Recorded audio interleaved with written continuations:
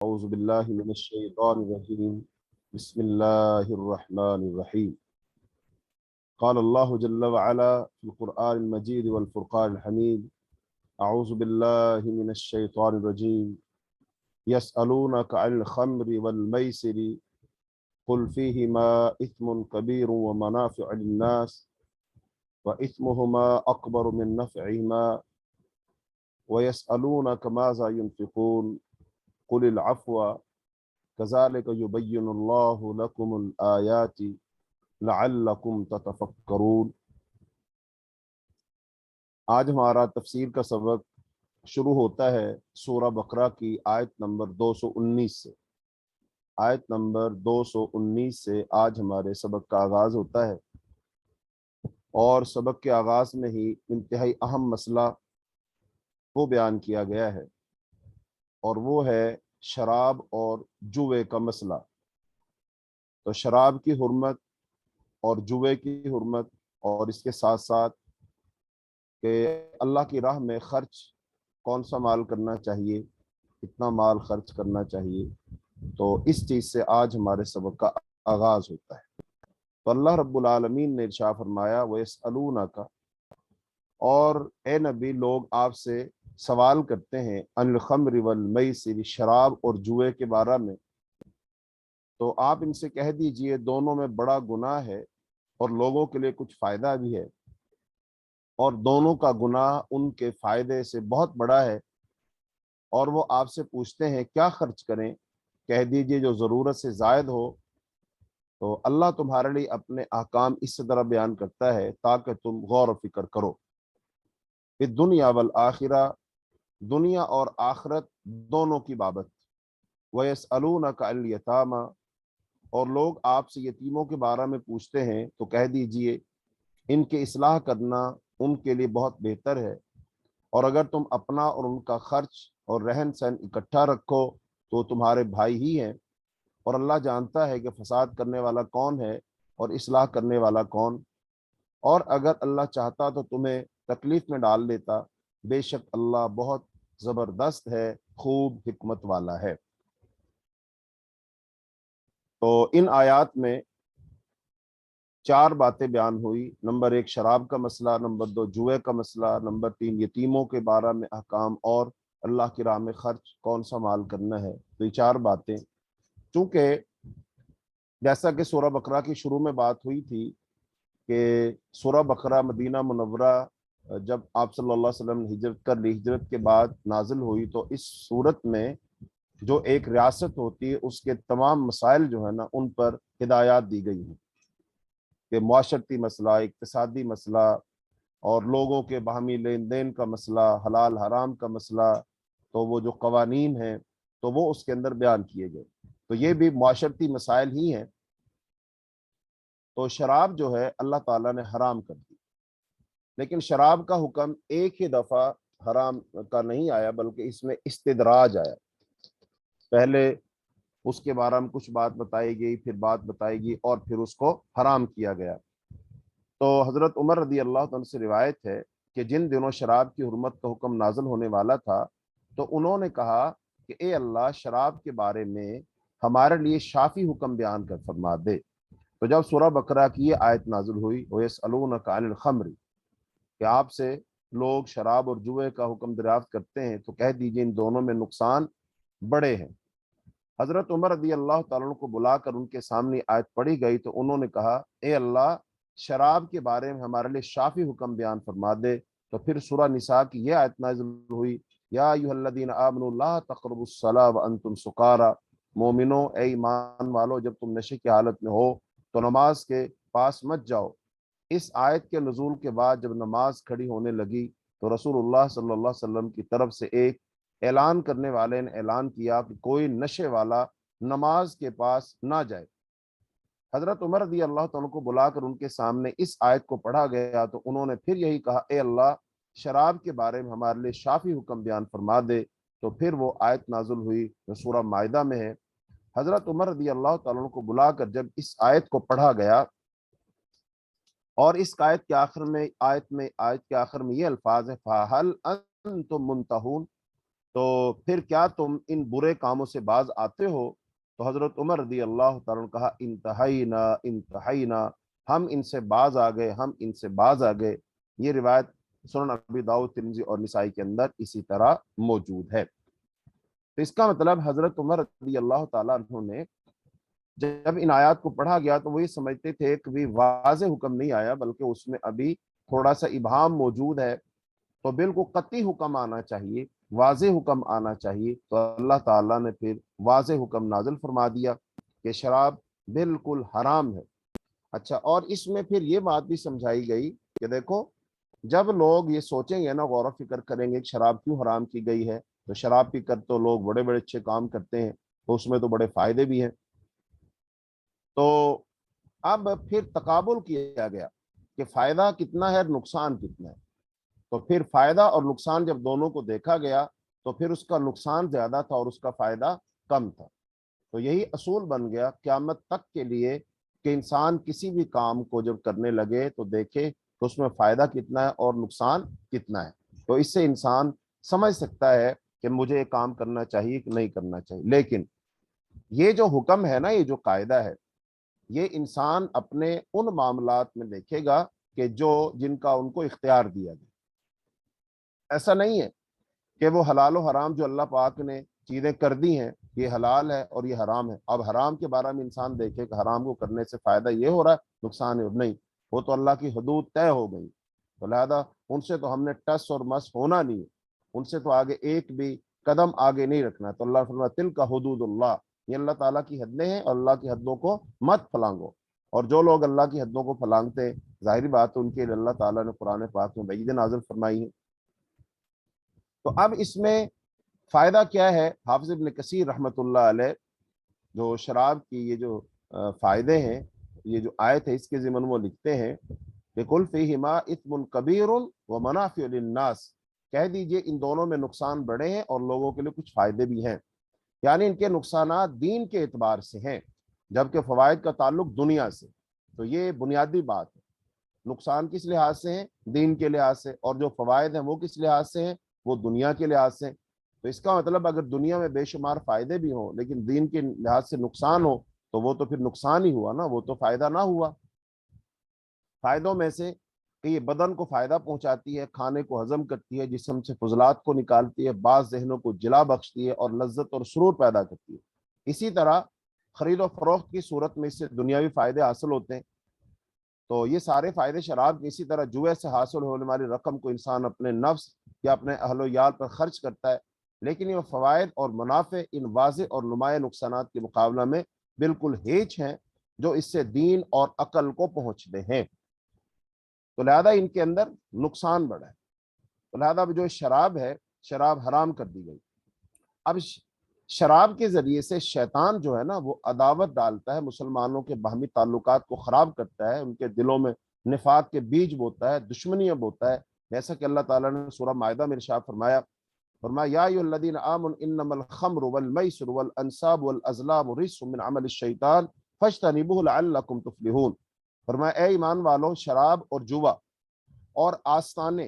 اور فال نکالنے کے تیر سب ناپاک کام ہیں اور شیطان کے عمل سے ہیں، چنانچہ تم ان سے بچتے رہنا تاکہ نجات پاؤ۔ شیطان تو یہ چاہتا ہے شراب اور جوے کے سبب تمہارے آپس میں دشمنی اور رنجش ڈلوا دے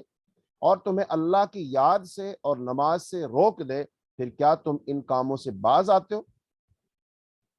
تو اب یہ قرآن پاک میں اللہ تعالیٰ نے خود ارشاد فرما دیا نا کہ شیطان اس کے ذریعے سے تمہارے درمیان کیا ڈلوائے گا؟ عداوت اور بغض ڈلوائے گا، بغض پیدا کر دے گا۔ اور یہ بہت بڑا نقصان ہے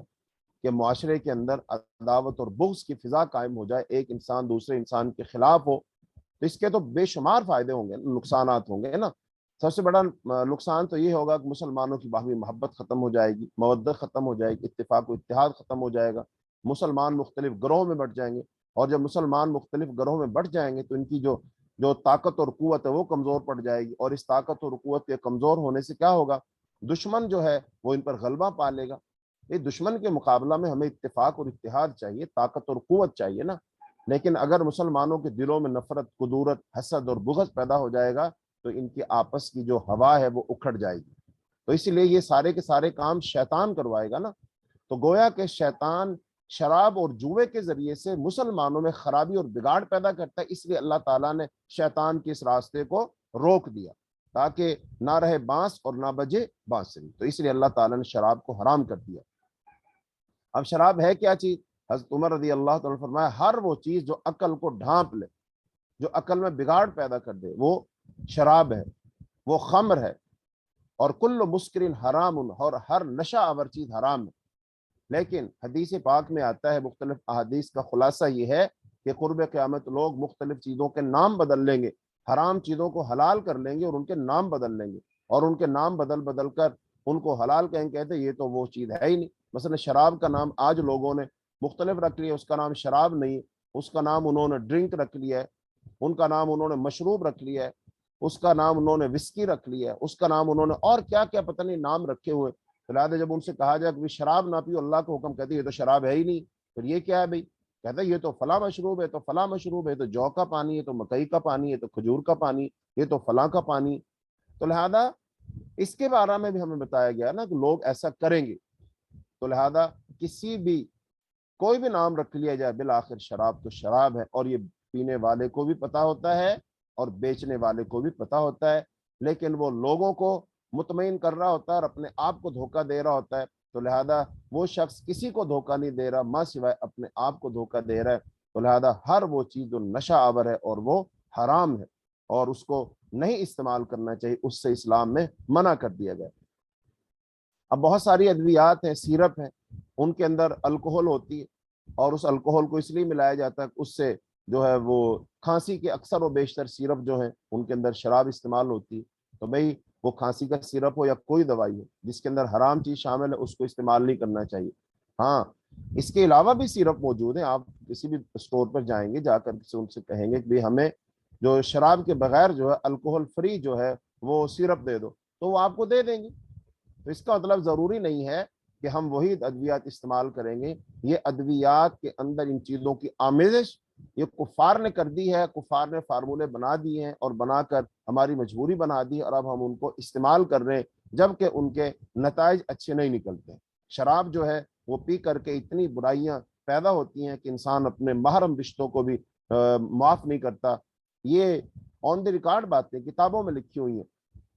کہ شراب پی کر کے بعض لوگوں نے اپنی ماں کے ساتھ زنا کر لیا، بہن کے ساتھ زنا کر لیا، بیٹی کے ساتھ زنا کر لیا، اور انہیں پتہ ہی نہیں چلا۔ اور بعض لوگ ایسا ناٹک کرتے ہیں، بعض لوگ حقیقت میں نشے میں ہوتے ہیں۔ تو بہرحال وہ کسی بھی طریقے سے ان ناپاک جو پاک رشتے ہیں ان کو پامال کرنا اور حرمتوں کو پامال کرنا، تو یہ اس شراب کا نتیجہ ہے، اس لیے اللہ تعالیٰ نے اس سے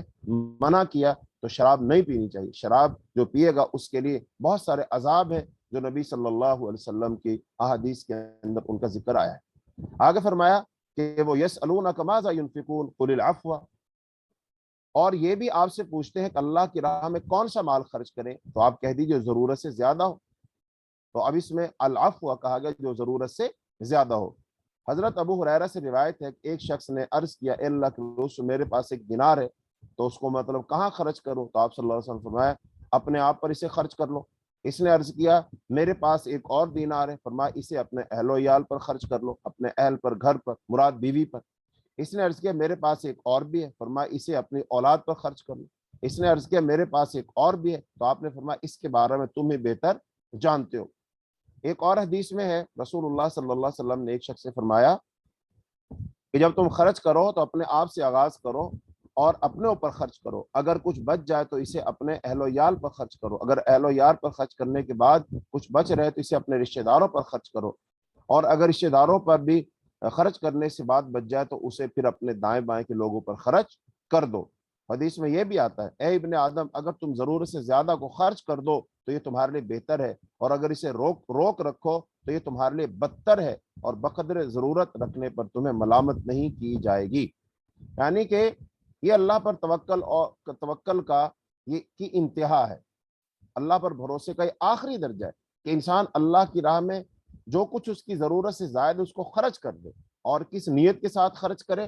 ایک تو اللہ پاک نے خرچ کرنے کو حکم دیا، اور دوسرا اس لیے خرچ کرے کہ وہ جانتا ہے، اس بات کو سمجھتا ہے کہ یہ مال میرے پاس نہیں تھا لیکن اللہ نے دیا ہے، تو لہذا میں اس کو اللہ کی راہ میں خرچ کر دوں۔ اور اللہ پاک نے فرمایا جو اللہ کی راہ میں خرچ کرے گا اس کو کم از کم 10 گنا اور 10 سے 700 گنا اور بعض لوگوں کو اس سے بھی زیادہ دیا جائے گا۔ تو جب اللہ بڑھا چڑھا کر دے گا تو مجھے میرے اللہ پر پورا اعتماد اور بھروسہ ہے، تو اللہ مجھے اور اس سے بھی زیادہ دے گا، تو لہذا میں اس کو خرچ کر دیتا ہوں، لہذا اللہ مجھے اور عطا فرما دے گا۔ تو اس لیے انسان اس مال کو خرچ کر دیتا ہے، اور اس مال کو خرچ کرنے کا فائدہ کیا ہوگا کہ معاشرے کے اندر خوشحالی آ جائے گی، دولت کی منصفانہ تقسیم ہو جائے گی، معاشرے کے نادار اور جو غریب لوگ ہیں ان کا چولہا چل جائے گا، ان کی بھی ضروریات پوری ہو جائیں گی، اور انسان کے لیے یہ آسانی ہو جائے گی۔ الطاف حسین حالی نے ایک شعر میں کہا نا، یہی ہے عبادت یہی دین و ایمان کہ کام آئے دنیا میں انسان کے انسان، کہ عبادت اور دین کا خلاصہ یہی ہے کہ ایک انسان دوسرے انسان کے کام آئے، کہ درد دل کے واسطے پیدا کیا انسان کو، ورنہ عبادت کے لیے تو کچھ کم نہ تھے کرو بیاں، عبادت کرنے کے لیے تو فرشتے بہت تھے، انسان کو اللہ نے درد دل کے پیدا کیا، تو لہذا ایک مسلمان دوسرے مسلمان اور ایک مسلمان کسی بھی انسان کی ضرورت کو پورا کرتا ہے تو اس سے اللہ تعالیٰ خوش ہوتا ہے۔ وہ حدیث پاک میں آتا ہے نا، ایک عورت گزر رہی تھی ایک کنویں کے پاس سے، تو ایک کتا کنویں کے ارد گرد وہ بھاگ دوڑ رہا تھا، پیاس کی وجہ سے زبان اس کی نکلی ہوئی تھی اور گیلی مٹی کو چاٹ رہا تھا، تو اس عورت نے جو کہ ایک فاحشہ بدکارہ عورت تھی، اس نے اس کتے پہ ترس کھایا اور اس نے اپنے دوپٹے کے ساتھ جوتا باندھا اور کنویں سے پانی نکال کر اس کو پلایا، تو اللہ تعالیٰ نے اس کی نیکی قبول فرمائی اور قبول فرما کر کے اللہ نے اس کو معاف کر دیا۔ تو مخلوق خدا میں سے کتا ایک کم ترین اور حرام جانور ہے، بلکہ جس گھر میں کتا ہو اس گھر میں فرشتے تک نہیں آتے ماں سوائے کہ وہ شکار کا کتا ہو۔ تو اب ایسی حقیر سی مخلوق اس پر ایک انسان رحم کھائے تو اللہ تعالیٰ اسے اتنا خوش ہوتا ہے کہ اسے معاف فرما دیتا ہے، جبکہ انسان تو اشرف المخلوق ہے۔ اب اگر کوئی شخص کسی انسان کو دیکھے اور اس انسان کی ضرورت کو دیکھے، بھوک پیاس اور ننگ اور اس کے معاشی حالات اور اس کے بچے، ان سب چیزوں کو دیکھ کر وہ ترس کھاتا ہے اور اس پر اپنا مال خرچ کرتا ہے، تو آپ حساب لگائیے اللہ تعالیٰ اس سے کتنا خوش ہوگا۔ اللہ فرماتے ہیں، حدیث میں آتا ہے نا، ارحموا من فی الارض یرحمکم من فی السماء، تم اہل زمین پر مہربانی کرو عرش والا تم پر مہربانی کرے گا۔ تو لہذا اللہ کی راہ میں مال کو خرچ کرنا یہ اللہ کو بہت پسندیدہ عمل ہے۔ اس کے بعد اللہ تعالیٰ نے یتیموں کے بارے میں فرمایا کہ یسألونک عن الیتامى، تو یہ آپ سے یتیموں کے بارے میں سوال کرتے ہیں، تو آپ کہہ دیں کہ ان کی حالت کی اصلاح بہت اچھا کام ہے، اگر تم ان سے مل جل کر رہنا، خرچ اکٹھا رکھنا چاہو تو تمہارے بھائی ہے، اور اللہ خوب جانتا ہے خرابی کرنے والا کون ہے، اصلاح کرنے والا کون، اگر اللہ چاہتا تو تم کو تکلیف میں ڈال لیتا۔ مطلب یہ ہے کہ اللہ تعالیٰ نے دیگر آیات میں دیگر جگہوں فرمایا وَلَا تَقْرَبُوا مَالَ الْيَتِيمِ إِلَّا بِالَّتِي هِيَ أَحْسَنُ، اور یتیم کے مال کے پاس بھی نہ جانا مگر ایسے طریق سے کہ بہت ہی پسندیدہ ہو۔ اور ایسے اللہ تعالیٰ نے فرمایا إِنَّ الَّذِينَ يَأْكُلُونَ أَمْوَالَ الْيَتَامَى ظُلْمًا إِنَّمَا يَأْكُلُونَ فِي بُطُونِهِمْ نَارًا، بے شک جو لوگ یتیموں کا مال ناجائز طور پر کھاتے ہیں وہ اپنے پیٹ میں آگ بھرتے ہیں اور وہ جلد دوزخ میں ڈالے جائیں گے۔ تو یہ آیت جب نازل ہوئی تو جن لوگوں کے پاس یتیم تھے انہوں نے اپنا کھانا پینا ان کے کھانے پینے سے الگ کر لیا، اور اگر یتیم کے کھانے پینے کوئی چیز بچ جاتی تو اسے اسی طرح سنبھال کر رکھ دیتے حتیٰ کہ وہ خود یتیم ہی کھاتا یا پھر وہ چیز خراب ہو جاتی۔ تو یہ صورتحال انہیں بہت گرا محسوس ہوئی اور اس کا انہوں نے رسول اللہ صلی اللہ علیہ وسلم کے پاس آ کر ذکر کیا، تو اللہ تعالیٰ نے یہ بات ارشاد فرمائی وَيَسْأَلُونَكَ عَنِ الْيَتَامَى، کہ وہ لوگ آپ سے یتیموں کے بارے میں دریافت کرتے تو آپ ان سے کہہ دیجئے کہ اس حالت کی اصلاح بہت اچھا کام ہے، اور اگر تم مل جل کر رہنا، خرچ اکٹھا رکھنا چاہو تو تمہارے بھائی ہے۔ تو اس کے بعد انہوں نے اپنا کھانا پینا اکٹھا کر لیا، یعنی کہ اللہ پاک یہ فرما رہے، اگر اللہ تعالیٰ ایسے ہی فرماتا کہ تم نے یتیموں کا حساب الگ رکھنا ہے اور اپنا حساب الگ رکھنا ہے تو رکھنا تو ایسے ہی پڑتا، لیکن یہ آسان نہ مشکل ہوتا۔ دوسری بات یہ ہے کہ جب کوئی بچہ یتیم ہو جاتا ہے، ظاہری بات اس کا سرپرست، اس کا باپ، اس کا نگہبان جو ہوتا ہے وہ تو نہیں رہتا نا دنیا میں، تو لہذا اب وہ معاشرے کے رحم و کرم پر ہوتا ہے، اور معاشرے میں سے خاص طور پر ان عزیزوں کے، ان رشتہ داروں کے رحم و کرم پر ہوتا ہے جو اس کے خونی رشتہ دار ہوتے ہیں۔ لیکن اب خونی رشتہ داروں کو چاہیے تو یہ کہ ان پر وہ ان سے ہمدردی کریں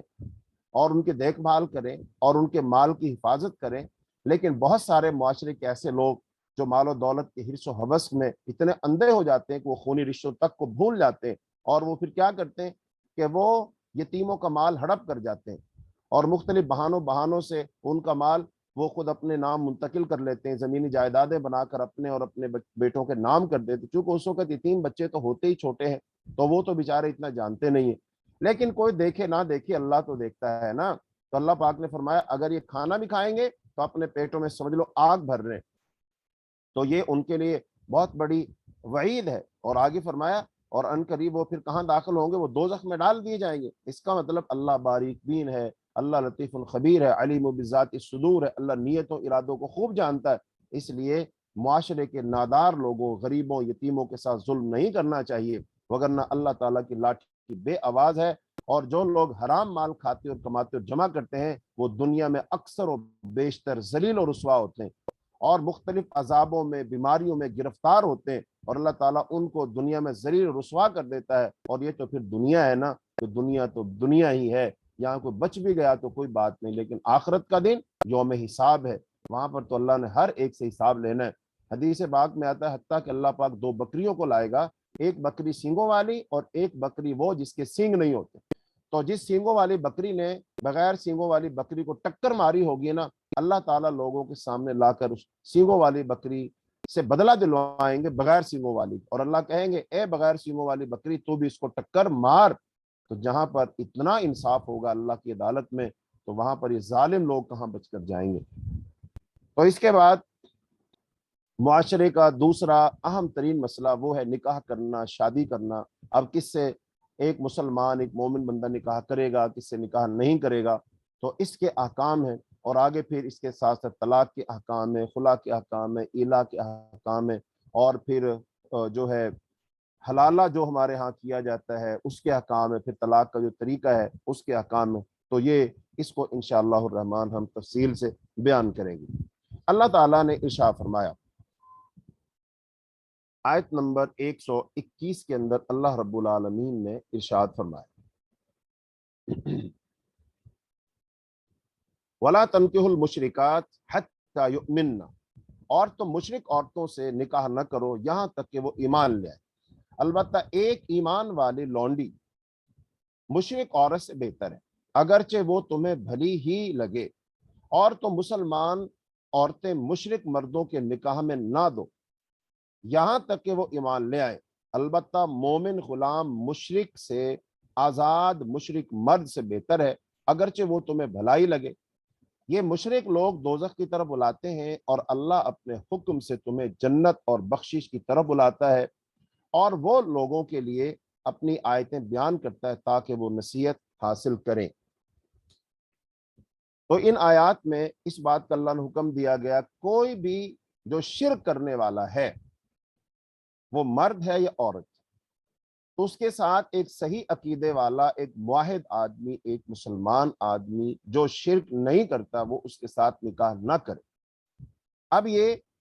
اہل کتاب میں سے ہو یا اہل کتاب میں سے نہ ہو۔ اچھا، پھر نہ مشرک عورت سے مرد شادی کرے گا، اور نہ کسی مشرک مرد کے ساتھ ایک توحید پرست لڑکی کی شادی کی جائے گی۔ یہ انتہائی اہم بات ہے۔ تو رشتے ناطے کرتے وقت سب سے اہم چیز جس کو ہم نے دیکھنا وہ عقیدہ ہے۔ جس کے ساتھ ہم اپنے بیٹے کی شادی کر رہے ہیں وہ لڑکی، اس کا عقیدہ کیسا ہے؟ آیا وہ مشرکہ تو نہیں ہے؟ یا پھر جس لڑکے کے ساتھ ہم اپنی بیٹی کی شادی کر رہے ہیں اس کو بھی دیکھنا ہے کیا وہ شرک تو نہیں کرتا، وہ مشرک تو نہیں ہے۔ دونوں صورتوں میں بیٹے کی شادی کرنی ہو تب بھی، بیٹی کی شادی ہو تب بھی عقیدہ دیکھا جائے گا۔ عقیدہ سب سے اہم ہے، عقیدے کی بنیاد پر رشتے ناطے ہونے چاہیے، عقیدے کی بنیاد پر تعلقات ہونی چاہیے۔ الحب للہ والبغض للہ، الولاء والبراء، عقیدہ اللہ کے لیے دوستی، اللہ کے لیے دشمنی، اللہ کے لیے روکنا، اللہ کے لیے دینا۔ لہذا اب دو صورتیں ہو سکتی ہیں، ایک شخص وہ مشرک ہے، شرک کرتا ہے اللہ کی ذات میں، صفات میں، صفات کے تقاضوں میں، لیکن وہ شکل و شباہت کے لحاظ سے بڑا اچھا ہے، اس کا کاروبار بہت اچھا ہے، مالدار آدمی، امیر آدمی ہے، اور اس کا ہو سکتا ہے اخلاق بھی بہت اچھا ہو، لیکن وہ شرک کرتا ہے نا، تو لہذا اس کے ساتھ اپنی بیٹی کی شادی مت کرو۔ ہاں، اس کے مقابلہ میں کوئی غلام ہے، کوئی غریب ہے، لیکن وہ موحد ہے، توحید پرست ہے، اس کے ساتھ شادی کر دو۔ اور ایسے ہی اگر کوئی عورت ہے، لڑکی ہے، وہ بڑے اونچے خاندان کی ہے، بڑا اس کا حسب نسب ہے، مال و دولت ہے، روپیہ پیسہ ہے، خوبصورت ہے، لہذا اب اپنے کوئی شخص اس خاتون سے شادی نہ کرے کہ وہ مشرکہ ہے۔ ہاں، اس کے مقابلہ میں اگر کوئی ایسی خاتون جو غریب ہو یا غلام ہو، باندھی ہو، کسی کی کنیز ہو، تو اس کے ساتھ شادی کر لو، یہ بہتر ہے، اور اس سے شادی مت کرو، چونکہ یہ اللہ تعالیٰ کے لیے جو شخص اللہ کی توحید کو اپناتا ہے نا، یہ اس کی عزت ہے، یہ اس کی قدر و منزلت ہے کہ وہ ان سے بہتر ہے کہ جو شرک کرتے ہیں۔ اچھا، لیکن اللہ تعالیٰ نے جو خود اجازت دی ہے وہ یہ ہے کہ جو اہل کتاب ہے، اہل کتاب میں جو یہودی ہے یا عیسائی ہے، وہ اہل کتاب، تو ان اہل کتاب کی عورتوں سے شادی کی جا سکتی ہے، لیکن یاد رہے ان اہل کتاب سے مسلمان لڑکی کی شادی نہیں کی جا سکتی ہے۔ یہ بات طے ہے، یہ اصول ہے کہ اہل کتاب یعنی یہود و نصارہ، عیسائی یا یہودی، ان کی لڑکی سے مسلمان شادی کر سکتا ہے، نکاح کر سکتا ہے، ٹھیک ہے، لیکن مسلمان مومن عورت کی شادی کسی یہودی لڑکے، عیسائی لڑکے سے نہیں کر سکتے۔ اور حضرت عمر رضی اللہ تعالیٰ عنہ اس معاملہ میں تو ان کی رائے تو یہ تھی کہ اہل کتاب کی عورتوں سے بھی شادی نہیں کرنی چاہیے، اور ان کی اپنی حکمتیں تھیں ان کے نزدیک، ان کی اپنی سوچ تھی، اور حضرت عمر رضی اللہ تعالیٰ جیسے بندے کی جو الہامی شخص ہے، جس کی موافقت اللہ رب العالمین فرماتے ہیں، جس کے بارے رسول اللہ صلی اللہ علیہ وسلم نے فرمایا کہ میرے بعد اگر نبی ہوتا تو عمر ہوتا، اس شخص کی جو فہم و فراست ہے وہ بڑی اعلیٰ پائے کی ہے، تو انہوں نے وہ اپنی فہم و فراست وہ بیان کی ہے۔ حضرت حذیفہ رضی اللہ تعالیٰ عنہ نے جب ایک یہودی عورت سے شادی کر لی تو حضرت عمر نے انہیں لکھا کہ اس عورت کو الگ کر دو۔ حضرت حذیفہ نے اسے الگ تو کر دیا، مگر انہوں نے آپ سے پوچھا کہ آپ کے خیال میں یہ حرام ہے؟ تو آپ نے فرمایا کہ نہیں، میرے خیال میں یہ حرام تو نہیں ہے، لیکن مجھے خدشہ ہے کہیں تم ان کی بدکار عورتوں سے شادی نہ کرنے لگ جاؤ۔ یعنی حضرت عمر رضی اللہ تعالیٰ فرما رہے جب اہل کتاب کی عورتوں سے تم شادی کرنے کی تم اجازت دے دی تو ظاہری بات ہے اہل کتاب کی عورتیں اگر خوبصورت ہوں گی، وجیح ہوں گی، دیکھنے میں تمہیں اچھی لگتی ہوں گی، لیکن اللہ پاک نے جو خود شرط لگائی ہے کہ اہل کتاب کی کون سی عورتوں سے تم نے شادی کرنی ہے، ایسی عورتوں سے شادی کرنی ہے جو پاک دامن ہو، اور پاک دامن اہل کتاب عورتیں بھی حلال ہیں جبکہ تم ان کا مہر دے دو اور ان سے عفت قائم رکھنی مقصود ہو، نہ کہ کھلی بدکاری کرنا۔ تو اہل کتاب کی عورتوں میں سے 7 شرط کیا لگائی کہ وہ پاک دامن ہو، یعنی کہ وہ فاحشہ عورتیں، بدکارہ عورتیں نہ ہو۔ تو اس کا مطلب یہ معلوم ہوا کہ اگر اہل کتاب کی یہود و نصارہ کسی لڑکی سے شادی بھی کریں گے تو پہلے ہم دیکھیں گے کہ بھائی یہ آزاد خیال عورت تو نہیں، وہ دوسروں سے دوستیاں لگانے والی تو نہیں ہے، زنا کرنے والی عورت تو نہیں ہے۔ اگر اس سے پتہ چلے کہ وہ تو زنا کار بدکار عورت ہے پھر اسے شادی نہیں کی جائے گی۔ تو حضرت عمر رضی اللہ تعالیٰ نے یہی بات ارشاد فرمائی۔ ایک اور جگہ حضرت عمر رضی اللہ تعالیٰ نے فرمایا مسلمان تو نصرانی عورت سے شادی کر سکتا لیکن کوئی نصرانی مرد کسی مسلمان عورت سے شادی نہیں کر سکتا۔ اور حضرت عمر رضی اللہ تعالیٰ کا یہ قول بھی ہے کہ اس سے بڑھ کر اور شرک کیا ہو سکتا ہے، عیسائی عورت یہ کہے کہ میرا رب عیسیٰ ہے۔ تو اس لیے اب اگر اور بھی اس کے اندر باتیں ہیں، مثال کے طور پر کوئی عیسائی عورت وہ مسلمان مرد سے شادی کرنا چاہتی ہے لیکن اس کے مقاصد کیا ہیں؟ مقاصد یہ ہو سکتے ہیں کہ وہ اس کو عیسائی بنا لے گی اس لیے شادی کرنا چاہ رہی، دوسرا یہ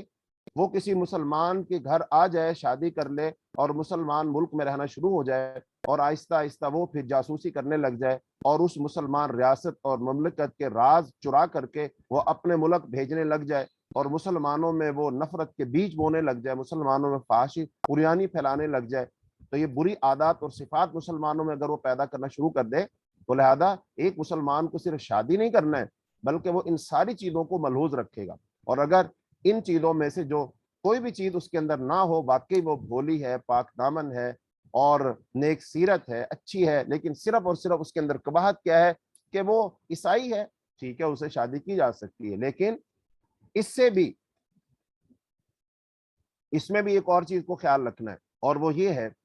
کہ اگر فرض کیجئے مسلمان لڑکے ہیں نا تو ظاہر بات ہے وہاں مسلمان لڑکیاں بھی ہوں گی۔ اب ایک طرف ہے وہ غیر مسلم لڑکیاں اور ایک طرف ہے مسلمان لڑکیاں، تو بتائیے وہ مسلمان لڑکا وہ کس سے شادی کرے گا؟ زیادہ حق کس کا ہے، ان غیر مسلم لڑکیوں کا یا مسلمان لڑکیوں کا؟ ظاہری بات ہے مسلمان لڑکیوں کا زیادہ حق ہے، اہل ایمان لڑکیوں کا زیادہ حق ہے کہ ان سے نکاح کیا جائے، ان سے شادی کی جائے، لیکن ایسا نہ ہو کہ مسلمان لڑکیاں تو اپنے گھروں میں بیٹھی ہوئی بوڑھی ہو جائے، ان سے کوئی شادی نہ کرے، اور مسلمان لڑکے اہل کتاب عورتوں سے وہ شادی کرتے پھرے، تو اس سے معاشرے میں کیا آئے گا؟ وہ جو حق ہے، حقدار کو حق نہیں ملے گا، لہذا یہ حق تلفی ہو جائے گی۔ تو اس لیے بھی مسلمان لڑکوں کو مسلمان لڑکیوں سے شادیاں کرنی چاہیے۔ اس کے بعد ایک اور مسئلہ جو خواتین کا ہی مسئلہ چونکہ چل رہا ہے، تو فرمایا وَيَسْأَلُونَكَ عَنِ الْمَحِيضِ، تو وہ آپ سے سوال کرتے ہیں حیض کے بارے میں، وہ آپ سے سوال کرتے ہیں حیض کے بارے میں۔ تو یہ حیض کے احکام شروع ہو رہے ہیں۔ حیض سے مراد وہ خون ہے جو عورت کو ہر ماہ آتا ہے، تو اس خون کے جو احکام ہیں، مسائل، ان کے بارے میں بتایا جا رہا ہے۔ وَيَسْأَلُونَكَ عَنِ الْمَحِيضِ، وہ سوال کرتے ہیں آپ سے حیض کے بارے میں، تو کہہ دیجئے وہ تو گندگی ہے، تم حیض کی حالت میں عورتوں سے الگ رہو اور ان سے ہم بستری نہ کرو یہاں تک کہ وہ پاک ہو جائیں، پھر جب وہ پاک ہو جائیں تو ان کے پاس جاؤ جہاں سے اللہ نے تمہیں حکم دیا ہے، بے شک اللہ توبہ کرنے والوں کو پسند کرتا ہے اور پاک صاف رہنے والوں کو پسند کرتا ہے۔ نساؤکم حرث لکم، تمہاری عورتیں تمہاری کھیتی ہیں، بس تم جس طرح چاہو اپنی کھیتی میں آؤ، اور تم اپنی ذات کے لیے نیک عمل آگے بھیجو اور اللہ سے ڈرو، اور جان لو بے شک ایک دن تمہیں اس سے ملنا ہے، اور مومنوں کو خوشخبری سنا دیجیے۔ تو ان آیات میں حیض کے مسائل بیان کیے گئے، اور خاص طور پر مدینہ منورہ ہے نا، اور مدینہ منورہ میں چونکہ تین قسم کے لوگ تھے، ایک تو مہاجرین تھے اور دوسرے انصار تھے، اور انصار کے جو قبیلے تھے نا وہ دو تھے، اوس اور خزرج۔ اب ان میں سے کچھ تو مسلمان ہو گئے، کچھ مسلمان نہیں ہوئے، تو وہ کفار تھے، اور تیسرے تھے یہاں پر یہودی۔ اچھا، اب یہ جو مدینہ کے لوگ تھے نا، یہ جب بھی اپنے دینی مسائل پوچھتے تھے تو ان کے لیے تو سب سے زیادہ علم والے لوگ یہودی ہی تھے، تو وہ یہودیوں سے ہی متاثر تھے، یہودیوں سے مسئلے پوچھتے تھے، یہودیوں کو اہل کتاب اور پڑھا لکھا سمجھتے تھے۔ تو لہذا یہودیوں میں تو عورتوں کے ساتھ حیض کے دنوں میں بڑا عجیب سلوک کیا جاتا ہے، تو وہ تو ان سے بالکل لا تعلق ہو جاتے ہیں اور ان کو اپنے سے الگ کر دیتے ہیں، نہ ان کے ساتھ کھانا کھاتے ہیں، نہ ان کے ساتھ لیٹتے ہیں، اٹھتے ہیں، بیٹھتے ہیں، بلکہ اس کو بالکل وہ گندگی اور غلاظت کا ڈھیر سمجھتے ہیں، اس کو الگ رکھتے ہیں وہ۔ تو یہ تھا یہودیت میں۔ لیکن اللہ تعالیٰ نے مسلمانوں کو جو احکام دیے ہیں ان میں صرف اور صرف یہ ہے کہ جو عورت حیض سے ہو تو حیض کے دنوں میں صرف اور صرف اس سے ہم بستری نہیں کی جائے گی، اس سے ہم بستری نہیں کی جائے گی، باقی وہ عورت نجس ناپاک نہیں ہے، باقی اس کے ساتھ تمام حسن معاشرت والا معاملہ اس کے ساتھ کیا جائے گا۔ مثلا وہ کھانا بنائے گی، کھانا بھی کھائے گی، گھر میں بھی رہے گی، اس کو الگ بھی نہیں کریں گے، اس کو ناپاک اور گندگی بھی شمار نہیں کریں گے، اور اس کے ساتھ ساتھ خامد جو ہے اس کے ساتھ لیٹ سکتا ہے، اٹھ سکتا ہے، بیٹھ سکتا ہے، اور وہ اپنے خامد کی خدمت کر سکتی ہے، اس کا سر دھو سکتی ہے، کنگھی کر سکتی ہے، اس کے کپڑے دھو سکتے ہیں، مطلب سارے کام کیے جا سکتے ہیں۔ تو لہذا اسلام نے عورت کا رتبہ بہت بڑھا دیا بنسبت یہودیت کے۔ تو نبی صلی اللہ علیہ وسلم نے فرمایا اصنعوا کل شیء الا النکاح، ایام حیض میں تم عورتوں سے مقاربت کے سوا اور سب کچھ کر سکتے ہو۔ تو یہ یہودی تھے، عباد بن بشر نے عرض کیا اے اللہ کے رسول، یہودیوں نے یہ باتیں کی ہیں، تو کیا ہم ان سے اس حالت میں بھی مقاربت نہ کر لیا کریں، یعنی ان کے قریب عورتوں کے ساتھ نہ جائیں، ان سے ہم بستری نہ کریں؟ یہ سن کر رسول اللہ صلی اللہ علیہ وسلم کے چہرہ اقدس کا رنگ بدل گیا، جس کی وجہ سے ہمیں یہ گمان ہوا کہ آپ ان سے ناراض ہیں۔ یہ دونوں چلے گئے، ادھر رسول اللہ صلی اللہ علیہ وسلم کی خدمت میں دودھ کا تحفہ پیش ہوا، تو آپ نے انہیں واپس بلوایا اور دودھ پلایا، جس سے ہمیں یہ معلوم ہو گیا آپ ان سے ناراض نہیں ہیں۔ تو حضرت عائشہ رضی اللہ تعالی عنہا سے سوال پوچھا مسروق نے، اور مسروق سفر کر کے عائشہ کی خدمت رضی اللہ تعالیٰ کی خدمت میں حاضر ہو اور کہا کہ نبی اکرم صلی اللہ علیہ وسلم اور آپ کے اہل بیت پر سلام ہو۔ حضرت عائشہ نے جواب میں فرمایا ابو عائشہ مرحبا مرحبا۔ انہوں نے اندر آنے کی اجازت دے دی تو یہ اندر چلے گئے اور عرض کی میں آپ سے ایک سوال پوچھنا چاہتا ہوں، لیکن میں سوال پوچھنے سے بہت شرم بھی محسوس کرتا ہوں۔ آپ نے فرمایا میں تمہاری ماں ہوں، تم میرے بیٹے ہو۔ انہوں نے عرض کی حالت حیض میں مرد کے لیے اپنی بیوی سے کیا کچھ جائز ہے؟ تو حضرت عائشہ رضی اللہ تعالیٰ نے فرمایا مقام خاص کے سوا سب کچھ جائز ہے، یعنی اسے صرف ہم بستری نہیں کر سکتے، باقی سب جائز ہے۔ حدیث میں آتا ہے نبی صلی اللہ علیہ وسلم عائشہ رضی اللہ عنہ فرمایا کرتے تھے، وہ حیض کی حالت میں ہوتی تھی، کہ تم لنگوٹ باندھ لو، اور اس کے بعد نبی صلی اللہ علیہ وسلم ان سے مباشرت کیا کرتے تھے۔ اچھا، اس بات کو سمجھ لینا چاہیے، ایک ہے مجامعت کرنا، ایک ہے مباشرت کرنا۔ مجامعت کا مطلب ہوتا ہے وہ خاص فعل جو میاں بیوی کرتے ہیں، تو وہ تو ناجائز ہو گیا۔ مباشرت کیا ہوتا ہے؟ مباشرت کا مطلب جلد کے ساتھ جلد ملانا، یعنی اس کے جسم کو چھو لینا، اس کے ساتھ لیٹ جانا، اٹھ جانا، بیٹھ جانا، تو یہ ہوتا ہے جلد کے ساتھ جلد ملانا، بھلے کپڑے کے ساتھ ہو بھلے کپڑے کے بغیر ہو، تو دونوں طرح جائز۔ تو مباشرت کیا ہے؟ پھر جائز ہے۔ حضرت عائشہ رضی اللہ تعالیٰ بیان کرتی ہیں کہ میں رسول اللہ صلی اللہ علیہ وسلم کے سر مبارک کو دھو دیتی تھی، حالانکہ میں اپنے حیض کے دنوں میں ہوتی تھی۔ اسی طرح آپ صلی اللہ علیہ وسلم میری گود میں تکیہ لگا کر قرآن مجید کی تلاوت فرما لیا کرتے تھے، میں اپنے ان خاص ایام میں ہوتی تھی، یعنی آپ صلی اللہ علیہ وسلم حضرت عائشہ رضی اللہ تعالی عنہ کی گود میں سر رکھ دیتے حالانکہ وہ حیض سے، اور پھر آپ ان کی گود میں سر رکھ کر قرآن پاک پڑھا کرتے تھے۔ تو اس کا مطلب حیض کی حالت میں خاوند اپنی بیوی کے ساتھ لیٹ سکتا ہے، بیٹھ سکتا ہے، اٹھ سکتا ہے، بیوی اپنے خاوند کی خدمت کر سکتی ہے، سر دبا سکتی ہے، پاؤں دبا سکتی ہے، اس کا سر دھو سکتی ہے، یہ سارے کام کر سکتی ہے۔ تو اس طرح صحیح حدیث میں عائشہ فرماتی ہے کہ میں کوئی مشروب پیتی اور میں خاص ایام میں ہوتی، یعنی میں کوئی مشروب پیتی نا، تو جس برتن سے میں پیتی تھی، حضرت پیالہ ہے، پھر نبی صلی اللہ علیہ وسلم کو برتن دے دیتی تو آپ بھی وہیں سے ہی پیتے، یعنی جہاں سے میں نے پیالے میں منہ رکھ کے پیا ہوتا تھا، تو آپ صلی اللہ علیہ وسلم بھی اپنے ہونٹ وہیں پر رکھتے جہاں سے میں نے رکھ کے پیا ہوتا تھا۔ اچھا، اور میں ہڈی سے گوشت کھاتی اور میں خاص ایام میں ہوتی تھی، پھر میں یہ ہڈی نبی صلی اللہ علیہ وسلم کو دے دیتی تو آپ بھی وہیں سے گوشت کھاتے جہاں سے میں نے کھایا ہوتا تھا۔ تو یہاں سے جہاں یہ بات معلوم ہو رہی ہے کہ حیض کے ایام میں عورت پاک ہوتی ہے، عورت کا تھوک پاک ہوتا ہے، اس کا کھانا پینا جھوٹا جو ہوتا ہے وہ پاک ہوتا ہے، وہاں سے یہ بات بھی معلوم ہو رہی ہے کہ میاں بیوی کی محبت بہت مثالی ہوتی ہے۔ نبی صلی اللہ علیہ وسلم اپنی بیویوں سے بہت محبت کیا کرتے تھے، اور جہاں سے اس نے پیا وہیں سے منہ رکھ کے پینا اور اس کا جھوٹا کھا لینا، اس سے محبت اور پیار بڑھتا ہے۔ تو لہذا یہ حیض کے احکام ہے۔ اور پھر عورت مرد کے لیے کب پاک ہوتی ہے، کب حلال ہوتی ہے، تو اس کے بارے میں فرمایا ایک یہ ہے کہ اس کا حیض آنا بند ہو جائے، خون آنے بند ہو جائے۔ خون آنے تو بند ہو گئے لیکن ابھی وہ پاک نہیں ہوئی، تو اس بارے میں دو موقف۔ ایک موقف یہ ہے کہ وہ عورت اصل میں خون کے آنے کی وجہ سے ناپاک ہوئی تھی نا، تو لہٰذا جب خون آنا بند ہو گیا تو وہ عورت کیا ہوگی؟ پاک ہوگی، بھلے اس نے غسل کیا ہو یا غسل نہ کیا ہو۔ دوسرا یہ ہے کہ نہیں،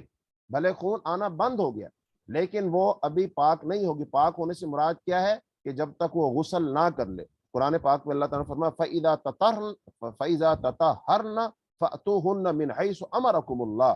پھر جب وہ پاک ہو جائیں تو جس طریق سے اللہ نے تمہیں ارشاد فرمایا اس کے پاس آؤ۔ تو یہاں پر اس سے مراد کیا ہے کہ عورتوں سے مقاربت اس وقت کی جائے جب حیض ختم ہونے کے بعد وہ غسل کر لیں۔ اس بات پر علماء کا اتفاق ہے کہ حیض ختم ہونے کے بعد اس وقت تک عورت حلال نہیں ہے جب تک پانی سے غسل کر کے پاک نہ ہو جائے۔ اور اگر پانی کے استعمال میں کوئی شرعی مجبوری ہو، عذر ہو، مانع ہو، تو پھر شریعت کے مقرر کردہ شرائط کے مطابق تیمم نہ کر لے، یعنی کہ پانی نہیں ہے تو پھر وہ تیمم کر لے، تو تیمم کر کے وہ پاک ہو جائے گی۔ تو فَإِذَا تَطَهَّرْنَ کے معنی یہی ہے کہ جب وہ پانی سے غسل کر کے پاک ہو جائے، تو اس کا مطلب پھر صحیح بات کیا معلوم ہوئی کہ عورت اس وقت پاک ہوگی جب وہ غسل کر لے گی، اور غسل کر لینے کے بعد وہ اپنے خاوند کے لیے حلال ہو جائے گی۔ قرآن پاک میں جو اللہ پاک نے فرمایا من حیث امرکم اللہ، کہ تم عورتوں کے پاس آؤ جہاں سے اللہ تعالیٰ نے تمہیں حکم دیا ہے، تو اللہ پاک نے کہاں سے حکم دیا ہے؟ تو اب اس بات کو بھی اچھے طریقے سے سمجھ لینا چاہیے کہ عورت جو ہے وہ مرد کے لیے حلال ہے اور اس نے اس کے ساتھ ہم بستری اور جماع کرنا ہے، لیکن وہ کہاں جماع کرے گا؟ وہ وہاں جماع کرے گا جہاں سے بچے کی ولادت ہوتی ہے، یعنی اگلی طرف کرے گا، پچھلی طرف کے جو پخانے کی جگہ ہے اس جگہ کو استعمال نہیں کرے گا، وہ حرام ہے، اور ایسا کرنے والوں پر لعنت کی گئی ہے، ان کو وعید سنائی گئی ہے۔ جیسا کہ رسول اللہ صلی اللہ علیہ وسلم فرمایا کہ مقبلتاً و مدبرتاً اذا کان ذلک فی الفرج، فرمایا کہ ہاں اب ایک یہ ہے کہ عورت سے جو ہم بستری کرنی ہے اس کا طریقہ کوئی بھی ہو سکتا ہے، اس کو سیدھا لٹا لو، اس کو الٹا لٹا لو، تو دونوں طریقے سے ٹھیک ہے۔ اور یہ بات بھی یہودیوں کے ہاں معروف تھی کہ اگر عورت کو الٹا لٹا لیا جائے، یعنی عورت کا منہ زمین کی طرف ہو اور پھر اس کے ساتھ ہم بستری کی جائے، اور ہم بستری وہیں کی جائے گی ایک جگہ پر ہی، تو یہودی کہا کرتے تھے اس سے بچہ بھینگا پیدا ہوتا ہے، یعنی کہ اس کی آنکھوں میں فرق ہوتا ہے اگر اس طرح عورت سے ہم بستری کی جائے۔ تو لہذا یہ ان کی بات درست نہیں تھی، اس بات کا رد کیا گیا۔ تو اس بات کا جب رد کیا گیا تو اللہ پاک نے فرمایا نساؤکم حرث لکم فاتوا حرثکم انا شئتم، کہ تم جیسے چاہے اپنی کھیتیوں میں آؤ، تو تمہاری بیوی تمہارے لیے کھیتی ہے، لیکن آنا کہاں پر ہے؟ بہرحال آنا اس ایک ہی جگہ پر ہے۔ تو آپ صلی اللہ علیہ وسلم فرمایا عورت خواہ سیدھے رخ ہو یا الٹے رخ ہو، لیکن مقام مقاربت شرمگاہی میں ہونی چاہیے، تو یعنی پخانے کی جگہ پر نہیں ہونی چاہیے۔ اور خاص طور پر یہ مسئلہ مدینہ منورہ میں پیش آیا کہ صحابہ کرام جو مکہ سے ہجرت کر کے جب مدینہ منورہ گئے، تو صحابہ کرام کہتے ہیں جو قریش کے لوگ تھے، مکی جو لوگ تھے، وہ اپنی بیوی کے ساتھ ہم بستری کر لیتے تھے اور اس کو الٹا لٹا کر بھی کر لیتے تھے، لیکن جب مدینہ منورہ میں یہ مکے کے لوگ چلے گئے مہاجرین، اور وہاں جا کر انصار کی عورتوں سے، مدنی عورتوں سے جب ان کی شادیاں ہوئیں، تو پھر بعض لوگوں نے ان اپنی بیویوں کے ساتھ اس طرح ہم بستری کرنا چاہی، تو اس پر ان خواتین نے اعتراض کیا اور انہوں نے اپنے خاوندوں کو ہم بستری نہیں کرنے دی، اور انہوں نے کہا یہ جائز نہیں ہے، یہ درست نہیں ہے، بلکہ جب تک ہم رسول اللہ صلی اللہ علیہ وسلم سے اس بارے میں ہم پوچھ نہ لیں اس وقت تک ہم یہ تمہیں اجازت نہیں دیں گے۔ تو پھر جب ان عورتوں نے نبی صلی اللہ علیہ وسلم سے پوچھا تو آپ صلی اللہ علیہ وسلم نے اجازت دے دی۔ تو جب اجازت دے دی ہے تو اس کا مطلب یہ ہوا کہ بس ہم بستری اسی ایک جگہ پر کرنی ہے، جیسا کہ عائشہ رضی اللہ تعالیٰ نے فرمایا تھا، تو باقی الٹا لٹا لو سیدھا لٹا لو اس سے کوئی فرق نہیں ہے۔ تو رسول اللہ صلی اللہ علیہ وسلم فرمایا لا یستحی اللہ من الحق، کہ اللہ تعالیٰ حق بات بیان کرنے سے میں آر نہیں کرتا۔ یہ بات آپ نے 3 بات دہرائی، تم عورتوں کی دوبر مباشرت نہ کیا کرو، یعنی عورت کی دوبر میں پخانے کی جگہ مباشرت نہ کیا کرو۔ ایسے رسول اللہ صلی اللہ علیہ وسلم فرمایا لا ينظر اللہ الى رجل اتى رجلا اب امرأة فی الدبر، اللہ تعالیٰ اس شخص کی طرف دیکھے گا بھی نہیں جس نے کسی مرد یا عورت کے دبر میں جنسی خواہش کی تکمیل کی۔ ایسی رسول اللہ صلی اللہ علیہ وسلم کی اور حدیث فرمایا نہا رسول اللہ ان یأتوا النساء فی ادبارہن فإن اللہ لا یستحی من الحق، رسول اللہ صلی اللہ علیہ وسلم فرمایا عورتوں کی دبروں میں یعنی پاخانے کی جگہ میں مباشرت سے منع فرمایا، اور فرمایا بے شک اللہ تعالیٰ حق بیان کرنے سے آر نہیں کرتا۔ تو لہذا اس میں حیض کے مسائل اور عورتوں کے ساتھ ہم بستری کرنے کے کچھ ادب و آداب بتا دیے گئے۔ آگے اللہ رب العالمین نے جو لغو قسم کی قسمیں لوگ کھا لیتے ہیں، لغو قسم کی قسم یہ ہوتی ہے کہ ایسی قسم جو ان کو نہیں کھانی چاہیے لیکن وہ لوگ قسم کھا لیتے ہیں، تو اللہ تعالیٰ نے اس کے مسائل بیان فرمائے، فرمایا وَلَا تَجْعَلُوا اللَّهَ عُرْضَةً وَلَا تَجْعَلُوا اللَّهَ عُرْضَةً لِأَيْمَانِكُمْ، اور تم اللہ کا نام اپنی قسموں کے لیے استعمال نہ کرو، یہ کہ تم نیکی نہیں کرو گے اور تقوی نہیں اپناؤ گے اور لوگوں کے درمیان سلو نہیں کراؤ گے، اور اللہ خوب سننے والا خوب جاننے والا ہے۔ اللہ تمہاری لغو قسموں پر تمہیں نہیں پکڑے گا، لیکن وہ ان قسموں پر تمہیں ضرور پکڑے گا جن کا تمہارے دلوں نے ارادہ کیا، اور اللہ بہت بخشنے والا نہایت حوصلے والا ہے۔ یعنی کہ اگر کوئی شخص، ایک قسم ہوتی ہے لغو کہ آدمی تکیہ کلام بنا لیتا ہے، ہر بات پہ کہتا ہے اللہ قسم میں ایسے کر دوں گا، اللہ قسم میں ایسے کر دوں گا، تو یہ جو ہے لغو قسم کہلائے گی، اس پر تو اللہ مؤاخذہ نہیں کرے گا، حالانکہ یہ قسم بھی نہیں اٹھانی چاہیے، قسم کو تکیہ کلام نہیں بنانا چاہیے۔ لیکن اگر کوئی شخص لغو قسم نہیں باقاعدہ قسم اٹھاتا ہے دل کے ارادے کے ساتھ، تو اس میں 2 قسم کی قسمیں ہو سکتی ہیں۔ ایک وہ ہے وہ کسی جائز کام کو ناجائز کرنے کے لیے قسم اٹھاتا ہے، یا کسی جائز کام سے رکنے کے لیے قسم اٹھا لیتا ہے، تو کیا اب وہ اپنی قسم کو پورا کرے گا یا قسم کو پورا نہیں کرے گا، تو اس کے بارے میں احکامات کیا ہیں۔ تو صحیح بخاری میں حضرت عبداللہ ابن عباس سے روایت ہے کہ رسول اللہ صلی اللہ علیہ وسلم نے ارشاد فرمایا جب تم میں سے کوئی اپنی بیوی سے صحبت کا ارادہ کرے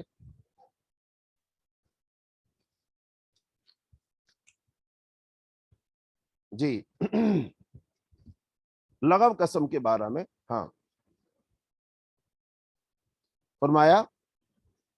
کہ من حلف فقال فی حلفہ، کہ اب یہ جو صحیح بخاری مسلم کی روایت میں ہے کہ حضرت موسیٰ اشعری سے روایت ہے کہ رسول اللہ صلی اللہ علیہ وسلم فرمایا اگر میں کسی بات پر قسم کھاؤں اور پھر یہ دیکھوں کہ کوئی دوسری بات اس سے زیادہ بہتر ہے تو میں انشاءاللہ ज्यादा बेहतर बात को इख्तियार कर लूंगा और अपनी कसम का कुफारा दूंगा। मिसाल के तौर पर बाद वो बंदा कह देता है ना, अपनी बीवी से कह देता है अल्लाह कसम मैं तुमसे बात नहीं करूंगा, तो इसका मतलब बीवी से तो बात करनी चाहिए, या बीवी अपने खामद से कह देती, तो इसका मतलब अब उनको बातचीत करनी नहीं छोड़नी चाहिए।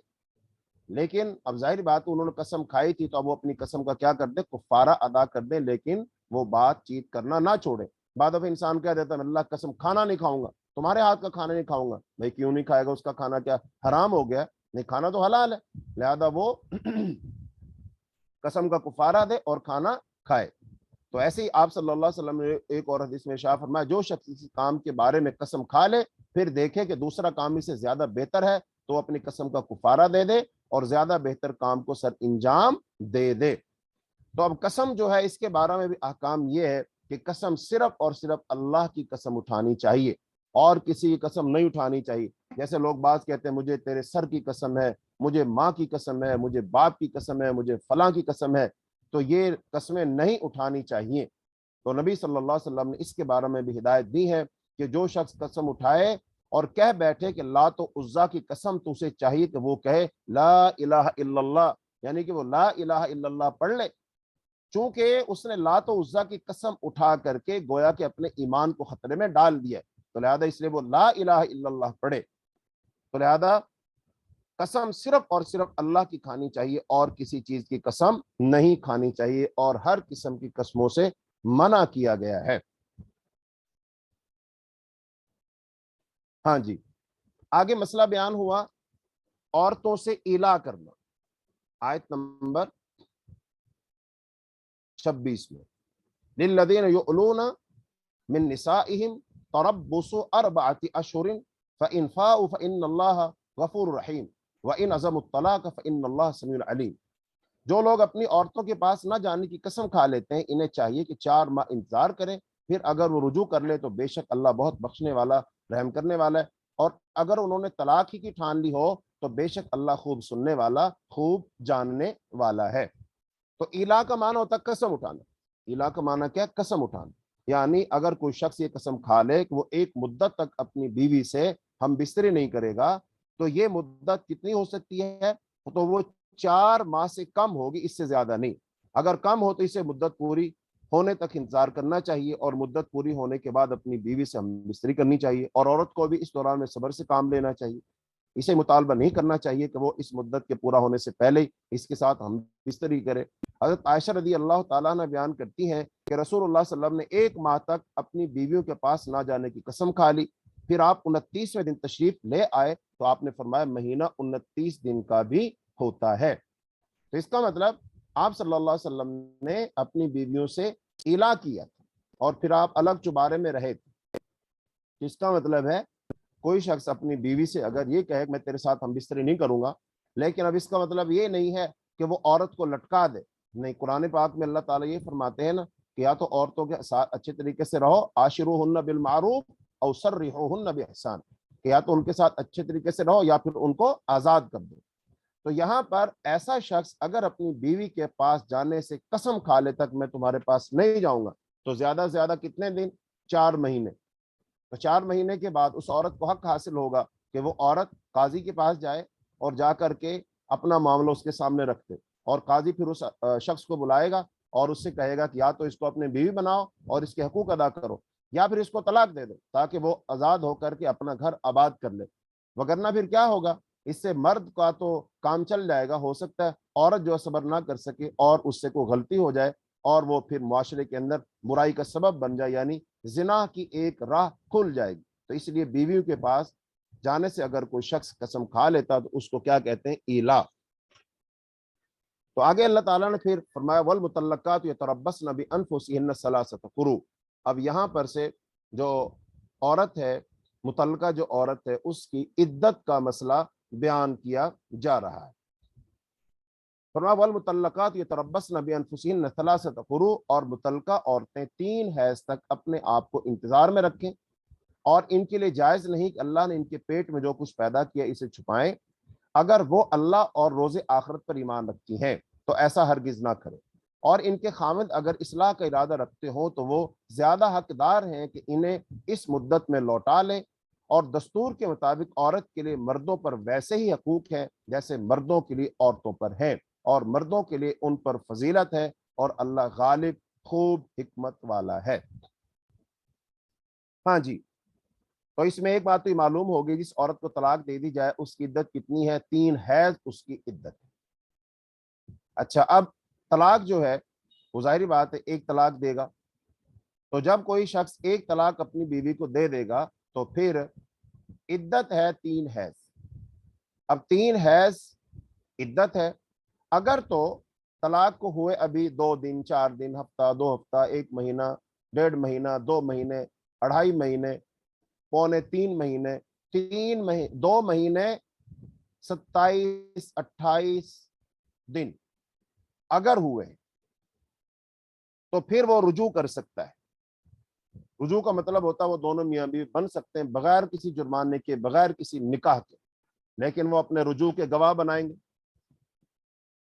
ٹھیک ہو گیا؟ تو یہ تو ہو گیا رجوع۔ اچھا، اب یہ ایک طلاق ہو گئی، بھلے رجوع ہو گیا لیکن پھر بھی ایک طلاق ہو گئی ہے۔ اچھا، دوسری صورت کیا ہے کہ پھر وہ کبھی اگر طلاق دے، ہاں دوسری صورت اسی کی بن جائے گی کہ اگر فرض کر لیجئے وہ 3 حیض کا وقت گزر گیا۔ 3 حیض کا وقت عام طور پر 3 مہینے ہوتا ہے، لیکن بعض عورتوں کو اس میں کمی بیشی ہو سکتی ہے، تو بہرحال 3 حیض شرط ہے۔ اب 3 حیض ہو گئے، 3 حیض گزر گئے، اب مثلا 4 مہینے، 5 مہینے، 6 مہینے، لیکن ادھر سے عورت نے شادی نہیں کی، خاوند نے شادی نہیں کی، تو کیا اب یہ دونوں پھر میاں بیوی بن سکتے ہیں؟ ہاں، تو یہ دونوں میاں بیوی بن سکتے ہیں، لیکن اب نیا نکاح ہوگا، نئے گواہ ہوں گے، نیا حق مہر ہوگا، سب کچھ نیا ہوگا، لیکن یہ دونوں میاں بیوی بن سکتے ہیں۔ یعنی عدت کے اندر اندر رجوع ہو سکتا ہے، اور عدت کے بعد کیا ہو سکتا ہے؟ وہ نیا نکاح ہو سکتا ہے۔ اچھا، اب ہمارے ہاں ایک معاشرتی مسئلہ یہ ہوگا کہ ظاہری بات ہے اگر کوئی شخص طلاق دے دے گا، اب جو طلاق ہوگی تو اب لڑکی خود اور یا پھر وہ جو لڑکی کے رشتہ دار ہوں گے، اس کے بہن بھائی ہوں گے، ظاہری بات ہے وہ اس پر بڑے سیخ پا ہوں گے، بڑے ناراض ہوں گے، انہیں بڑا غصہ چڑھے گا اس بات پر۔ تو جب انہیں اس بات پر غصہ چڑھے گا تو پھر اب وہ دوبارہ کیا اس کے ساتھ اس کا نکاح کریں گے کہ نہیں کریں گے؟ تو اس بارے میں ظاہری بات ہے غصہ تو ہوگا۔ اور یہاں پر ایک واقعہ ہے، خاص طور پر ایک صحابی رسول ہے، ان کی بہن ہے، اور ان کو طلاق دے دی ان کے شوہر نے، اور جب اس نے طلاق دے دی تو پھر عدت بھی گزر گئی۔ جب عدت گزر گئی تو اس نے عدت کے دوران بھی کوئی رابطہ نہیں کیا، لیکن جب عدت گزر گئی، عدت کے دوران رجوع نہیں کیا، عدت جب ختم ہوئی، دوسرے لوگوں کی طرف سے پیغام نکاح آ گئے کہ ہمارے ساتھ شادی کر دو، ہمارے ساتھ شادی کر دو، اس نے پیغام نکاح بھیج دیا۔ تو لڑکی کا جو بھائی تھا اس نے کہا اللہ کی قسم ہم کسی کے ساتھ شادی کر دیں لیکن تیرے ساتھ شادی نہیں کریں گے۔ تو پھر اللہ تعالیٰ نے یہاں پر یہ بات ارشاد فرمائی وَبُعُولَتُهُنَّ أَحَقُّ بِرَدِّهِنَّ، کہ جو ان کے پہلے خامد ہیں نا وہ زیادہ حق رکھتے ہیں ان کو لوٹانے کے، یعنی کہ اس کے ساتھ وہ اس کی شادی کر دو، ان ارادو اصلاح، اگر وہ اصلاح کا ارادہ، یعنی کہ جو لڑکی کے بھائی ہیں، رشتہ دار ہیں، ماں باپ ہیں، ظاہری بات ہے وہ اس بات کو دیکھیں گے کہ بھئی یہ جو اب دوبارہ نکاح کا کہہ رہا ہے تو کیا ہماری بہن بیٹی کو یہ آباد کرنا چاہتا ہے کہ دوبارہ کوئی تماشا لگائے گا، یا اس کے ذریعے سے کوئی مطالبات کرے گا، یا ہمیں کسی شرط میں ڈالے گا، تو کیا مسئلہ کیا ہے؟ ہاں، جب وہ پورے طریقے سے تحقیق کر لے، وہ خامد بھی خلوص دل کے ساتھ ہی چاہتا ہو اور لوگوں کو بھی معاملہ سمجھ آتا ہو، تو پھر اس کے ساتھ شادی کر دینی چاہیے۔ وہ رجوع کا زیادہ حق رکھتا ہے بنسبت دوسرے لوگوں کے۔ ایسا نہ ہو کہ اور شادی کر دو اور اس کے ساتھ شادی نہ کرو تو تم اللہ کے اس حکم کی نافرمانی کر لو گے۔ تو ایک بات اس کے اندر یہ ہو۔ آگے فرمایا الطلاق مرتان فامساک بمعروف او تسریح باحسان۔ تو آیت نمبر 229 میں، آیت نمبر 229 میں اللہ تعالیٰ نے ارشاد فرمایا کہ طلاق رجعی 2 مرتبہ ہے، پھر یا تو عورت کو دستور کے مطابق روک لیا جائے یا بھلائی کے ساتھ چھوڑ دیا جائے، اور تمہارے لیے جائز نہیں کہ تم انہیں جو دے چکے ہو، یعنی حق مہر جو دے چکے ہو، اس میں سے کچھ واپس لو، الا یہ کہ دونوں کو ڈر ہو کہ وہ اللہ کی حد قائم نہ رکھ سکیں گے۔ بس اگر تمہیں ڈر ہو کہ وہ دونوں اللہ کی حدیں قائم نہیں رکھ سکیں گے تو ان دونوں پر کوئی گناہ نہیں کہ عورت فدیے میں وہ مال دے کر خلا حاصل کر لے، یہ اللہ کی حدیں ہیں، سو تم ان سے آگے نہ بڑھو، اور جو لوگ اللہ کی حدوں سے تجاوز کرتے ہیں وہی ظالم ہے۔ پھر اگر وہ خامد اسے تیسری طلاق دے دے تو اس کے بعد وہ عورت اس کے لیے حلال نہیں یہاں تک کہ وہ اس کے علاوہ کسی دوسرے خامد سے نکاح کرے۔ پھر اگر وہ بھی اسے طلاق دے دے تو ان دونوں سابقہ میاں بیوی پر کوئی گناہ نہیں کہ آپس میں رجوع کر لے، اور اگر وہ دونوں خیال کریں کہ اللہ کی حدیں قائم رکھ سکیں گے، اور یہ اللہ کی حدیں ہیں وہ انہیں لوگوں کے لیے بیان کرتا ہے جو علم رکھتے ہیں۔ ہاں جی، یہاں سے ہمارے معاشرے کا جو ایک انتہائی اہم مسئلہ ہے اس کو سمجھ لینا چاہیے۔ باقی پہلے تو یہ سمجھ لیں طلاق کیا ہوتی ہے۔ طلاق یہ ہے کہ جیسے اللہ تعالیٰ نے ایک مرد اور ایک عورت کو اکٹھا ہو کر جمع ہو کر میاں بیوی بننے کا، ساتھ زندگی گزارنے کا اصول دیا ہے، اس کو کہتے ہیں نکاح۔ اس کے کچھ اصول و ضابطے۔ پھر ایسے ہی اگر دونوں میاں بیوی کی شادی تو ہو گئی ہے لیکن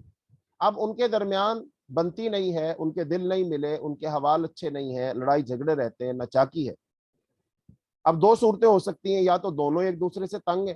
یا پھر خامد تو تنگ نہیں ہے بیوی تنگ ہے، یا پھر بیوی تو تنگ نہیں ہے خامد تنگ ہے۔ یہ تین صورتیں ہی ہو سکتی ہیں۔ اچھا، اب تو پھر اللہ تعالیٰ نے ویسے ہی جدائی کا بھی ایک طریقہ رکھا اور وہ طلاق ہے یا خلا ہے۔ باقی دیگر جو مذاہب تھے نا، ان مذاہب میں یہ ہے کہ وہاں طلاق کا تصور ہی نہیں ہے، بھلے وہ ایک دوسرے کو پسند کرے نہ کرے، ان کے دل ملے نہ ملے، ان کی نفسیات ملے نہ ملے، ہر صورت انہوں نے اس جہنم میں، بھٹی میں، آگ میں، عذاب میں رہنا ہی رہنا ہے۔ اس سے نقصان کیا ہوتا ہے؟ وہ خامد اس بیوی کو نہیں چاہتا، بیوی خامد کو نہیں چاہتی، بیوی کسی اور مرد کے ساتھ منہ کالا کرتی ہے اور خامد کسی اور کے ساتھ منہ کالا کرتا ہے، تو اس سے برائی جنم لیتی رہتی۔ لہذا اسلام نے کہا دونوں جدائی اختیار کرو۔ اگر خامد تنگ ہے تو بیوی کو طلاق دے گا اور اس سے حق مہر واپس نہیں لے سکتا، اور اگر بیوی تنگ ہے وہ اپنے خامد سے خلا لے گی، اور اس میں اگر خامد چاہے گا تو وہ سارے کا سارا حق مہر واپس کرے گی۔ تو یہ ہے یعنی کہ خلا یا طلاق۔ تو یہ اللہ تعالیٰ نے یہاں پر بات بیان کی۔ اچھا، دوسری بات یہ ہے کہ اگر کسی نے اپنی بیوی کو طلاق دینی ہی ہے تو اب طلاق دینے کا صحیح طریقہ کیا ہے؟ تو طلاق دینے کا صحیح طریقہ یہ ہے کہ عورت جب حیض سے پاک ہو تو اس میں ہم بستری نہ کی جائے اور پھر اس کو طلاق دی جائے، اور اس وقت کچھ لوگوں کو گواہ بھی بنایا جائے، اور صرف ایک طلاق دی جائے، 3 طلاقیں اکٹھی نہیں دینی چاہیے۔ 3 طلاقیں اکٹھی دینا یہ اللہ تعالیٰ کی حدود کے ساتھ کھیلنے کے مترادف ہے۔ نبی صلی اللہ علیہ وسلم نے اس پر سخت ناراضگی کا اظہار کیا ہے کہ جس شخص نے اپنی بیوی کو 3 طلاقیں دیں تو نبی صلی اللہ علیہ وسلم نے اس سے فرمایا ایلعب بکتاب اللہ وانا بین اظہرکم، کیا اللہ تعالیٰ کی کتاب کو کھیل تماشا بنایا گیا ہے؟ اللہ تعالیٰ کی کتاب کو کھیل بنا لیا گیا، حالانکہ میں ابھی تک تمہارے درمیان موجود ہوں۔ حتیٰ کہ ایک شخص نے کھڑے ہو کر عرض کیا، اے اللہ کے رسول، کیا میں اسے قتل نہ کر دوں؟ یعنی آپ صلی اللہ علیہ وسلم کے سامنے جب یہ ذکر کیا گیا کہ ایک شخص نے اپنی بیوی کو اکٹھی 3 طلاقیں دی ہیں تو آپ صلی اللہ علیہ وسلم غصے کے ساتھ اٹھ کھڑے ہوئے۔ تو اس کا مطلب اکٹھے 3 طلاقیں دینا یہ اتنا برا کام ہے کہ رسول اللہ صلی اللہ علیہ وسلم ناراض ہو گئے، غصے میں لال پیلے ہو گئے، اور آپ نے 3 طلاقیں اکٹھی دینے کو کہا کہ اللہ کی کتاب کے ساتھ یہ کھیلنا ہے، مذاق کرنا ہے۔ تو لہٰذا 3 طلاقیں اکٹھی نہیں دینی، تو طلاق ایک دینی۔ اب انسان غصے میں ہو تب بھی، نارمل حالت میں ہو تب بھی طلاق ایک دینی، تو ایک طلاق ہو جائے گی۔ پھر اس کے بعد 1 مہینہ گزر جائے گا، پھر اگلا جب حیض آئے گا اس میں بغیر ہم بستری کیے اس کے ساتھ پھر اس کو طلاق دے گا، دوسری ہوگی۔ پھر ایسے ہی تیسرے مہینے جب تیسرا حیض آئے گا بغیر ہم بستری کے تیسری طلاق دے گا، تو یہ 3 طلاقیں یہ ہو جائے گی۔ لیکن 3 طلاقیں دینے کی ضرورت ہی نہیں، طلاق دینی چاہیے صرف اور صرف ایک طلاق دے دی، اس سے کیا ہوگا؟ جدائی ہو جائے گی۔ عدت گزارنے کے بعد عورت آزاد ہو جائے گی، وہ جہاں چاہے شادی کر لے۔ تو جب عورت ہو ہی آزاد جائے گی تو لہذا پھر باقی 2 دینے کی ضرورت ہی نہیں ہے۔ میں کیوں کہہ رہا ہوں کہ باقی 2 دینے کی ضرورت نہیں ہے؟ وہ اس لیے نہیں ہے کہ اب اگر ایک طلاق دے دی اور اس کے بعد اس عورت نے آگے کہیں شادی نہیں کی کہیں شادی نہیں کی، وہ بیٹھی ہوئی ہے، ہو سکتا ہے اس کو اپنی غلطی کا احساس ہو جائے یا اس مرد کو اپنی غلطی کا احساس ہو جائے اور ان دونوں کے درمیان کوئی تیسرا شخص وہ فریق ثالث کا کردار ادا کر کے ان کے درمیان سلو کروا دے، تو یہ دونوں میاں بیوی بن سکتے ہیں۔ لیکن جب 3 طلاقیں دے دی جائیں گی، پھر بعد میں بھلا یہ شخص چاہے، عورت چاہے، کوئی تیسرا چاہے، خاندان والے چاہیں، پھر یہ دونوں آپس میں میاں بیوی نہیں بن سکتے، پھر ان کے درمیان پکی جدائی ہو جائے گی۔ تو اس کا مطلب دروازہ کھلا رکھنا چاہیے نا، آپشن رکھنی چاہیے، اور پھر شریعت نے ہمیں جو طریقہ کار سکھایا ہے یقیناً اس میں ہمارا ہی فائدہ ہے۔ اللہ تعالیٰ فرماتے یرید اللہ بکم اليسر ولا یرید بکم العسر، اللہ تعالیٰ تمہارے ساتھ آسانی کا ارادہ کرتے ہیں، تنگی کا ارادہ نہیں کرتے۔ اور دوسری جگہ اللہ نے فرمایا وعسیٰ ان تکرہوا شیئا وہو خیر لکم، ایک چیز کو تم اپنے لیے ناپسند کرتے ہو سکتا ہے تمہارے لیے بہتر ہو، وعسیٰ ان تحبوا شیئا وہو شر لکم، ایک چیز کو تم اپنے لیے اچھا سمجھتے ہو سکتا ہے تمہارے لیے وہ بری ہو، واللہ یعلم وانتم لا تعلمون، اللہ جانتا ہے تم نہیں جانتے کہ تمہارے لیے کیا بہتر اور کیا بہتر نہیں ہے، تو لہذا ایک طلاق دینی چاہیے۔ اب دوسری بات یہ ہو گئی، اگر فرض کر لیجئے کوئی شخص غصے میں آ کر اپنی بیوی کو 3 مرتبہ طلاق طلاق طلاق کہہ دیتا ہے، تو کیا اس طرح 3 دفعہ کہہ دینے سے 3 طلاقیں ہو جائیں گی یا ایک طلاق ہوگی؟ یہ انتہائی اہم مسئلہ ہے، یعنی ایک مجلس کی 3 طلاقیں، ان کا شرعی حل کیا ہے؟ اس بات کو اچھے طریقے سے سمجھ لینا چاہیے۔ رسول اللہ صلی اللہ علیہ وسلم کے زمانہ نبوت میں، پھر حضرت ابوبکر صدیق رضی اللہ تعالیٰ کے زمانہ نبوت میں، اور حضرت عمر رضی اللہ تعالیٰ کے زمانہ خلافت میں، حضرت ابوبکر صدیق کے دور خلافت میں اور حضرت عمر رضی اللہ تعالیٰ دور خلافت میں ایک مجلس کی 3 طلاقوں کو ایک شمار کیا جاتا ہے، ایک مجلس کی 3 طلاقوں کو ایک ہی شمار کیا جاتا تھا، ان کو 3 شمار نہیں کیا جاتا۔ اس سے کیا پتا چلا کہ جب اللہ کے رسول صلی اللہ علیہ وسلم کے زمانے میں 3 کو ایک شمار کیا جا رہا ہے، تو آج میں اور آپ کس کی پیروی کریں گے؟ ہم کس کے طریقے پر چلیں گے؟ تو وہ یقیناً ہم بھی اس کو ایک شمار کریں گے۔ اگر ہم اس کو 3 شمار کرتے ہیں تو کہو کہ ہم اللہ کے رسول صلی اللہ علیہ وسلم زیادہ سمجھدار ہے، زیادہ دانا ہے، حضرت ابوبکر صدیق رضی اللہ تعالیٰ سے زیادہ سمجھدار ہے، زیادہ دانا ہے، تو لہذا ہمیں بھی اس کو ایک ہی شمار کرنا ہے۔ ہاں، حضرت عمر رضی اللہ تعالیٰ عنہ نے اپنے دور خلافت میں بطور سزا کے 3 کو 3 شمار کیا تھا، اور وہ جو 3 کو 3 شمار کیا تھا نا، وہ شمار کیا تھا اس وجہ سے تعزیر کے طور پر، چونکہ لوگوں کو یہ کام نہیں نہ کرنا چاہیے تھا، لیکن لوگ وہ کام کر رہے تھے جو انہیں نہیں کرنا چاہیے، تو آپ نے ان کو سزا کے طور پر 3 کو 3 ہی شمار کر دیا۔ اچھا، ابھی جو تعزیر کا حکم ہوتا ہے یہ خاص حکم ہوتا ہے۔ مثال کے طور پر محرم کے اندر خاص طور پر پاکستان میں ایسا ہوتا ہے کہ حالات کو قابو میں رکھنے کے لیے موٹر سائیکل پر ڈبل سواری پر پابندی لگا دی جاتی ہے کہ کوئی بندہ موٹر سائیکل پر 2 بیٹھ کر نہیں جائیں گے، ایک جا سکتا ہے، تو ایسا ہی ہوتا ہے ہمارے یہاں۔ اچھا، اب کوئی کہے دیکھو جی محرم کے اندر پابندی لگائی تھی، موٹر سائیکل پر 2 لوگ نہیں بیٹھ سکتے، تو لہٰذا پکا ہی قانون بن گیا، تو لوگ کیا کہیں گے؟ بھائی یہ پکا قانون نہیں ہے، یہ تو صرف ان خاص ایام کے لیے تھا تاکہ لوگ اس کی پابندی کریں، یہ انتظامی معاملہ تھا، لہذا وہ خاص حکم تھا تاکہ لوگ اس سے ڈریں اور وہ کام نہ کریں جو ان کو نہیں کرنا چاہیے، یعنی ایک دفعہ میں 3 طلاقیں نہ دیں، تو اس کا مطلب وہ تو خاص معاملہ ہے نا۔ اور حضرت عمر رضی اللہ تعالیٰ عنہ نے اپنے اس فعل پر اپنی آخری عمر میں شرمندگی کا بھی اظہار کیا تھا کہ کاش میں نے یہ 3 کو 3 بنانے کا حکم نہ دیا ہوتا، اس کا مطلب انہوں نے تو کہا تھا پھر دوسرا تعزیری حکم ہے۔ اچھا، پھر اس کے بعد جب ہمارے ہاں پہلی بات تو 3 طلاقیں ایک ہی وقت میں ایک ہی مجلس میں دی جائے تو وہ ایک ہوتی ہے، 3 نہیں ہوتی، لیکن پھر ہمارے ہاں اس کے ساتھ ایک اور کام کیا جاتا ہے، کہتے ہیں اب تو 3 طلاقیں تو ہو گئی ہیں، لہذا اب کیا کرنا پڑے گا؟ بھائی اب وہ دونوں میاں بیوی بننا چاہتے ہیں تو پھر اب تو اس کا حلالہ کروانا پڑے گا، حلالہ کروانا پڑے گا۔ تو اب جو حلالہ ہے اس کی شریعت میں حیثیت کیا ہے؟ حلالہ یہ ہوتا ہے اس کا عارضی طور پر کسی کے ساتھ نکاح کر دیا جاتا ہے اور پھر وہ